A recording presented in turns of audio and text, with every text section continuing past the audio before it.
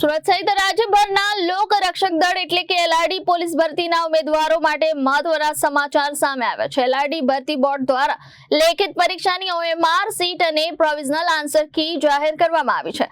કુલ 12,733 જગ્યાઓ માટે યોજાયેલી ભરતી પ્રક્રિયામાં સામેલ ઉમેદવારો હવે 29 જૂન સુધી પોતાની OMR સીટ અને આન્સર કી ડાઉનલોડ કરી શકશે। આ ઉપરાંત ઉમેદવારોને 24 જૂન સુધી વાંધા કે સૂચનો રજૂ કરવાની તક પણ આપવામાં આવી છે। સુરત સહિત રાજ્યના લોક રક્ષક દળ એટલે કે એલઆરડી પોલીસ ભરતી બોર્ડ દ્વારા લેખિત પરીક્ષામાં હાજર રહેલા ઉમેદવારો માટે OMR સીટ અને પ્રોવિઝનલ આન્સર કી જાહેર કરવામાં આવી છે। રાજ્યભરમાં કુલ 12,733 જગ્યાઓ માટે યોજાયેલી ભરતી પ્રક્રિયામાં ભાગ લેનાર ઉમેદવારો હવે પોતાના જવાબોની ચકાસણી કરી શકશે।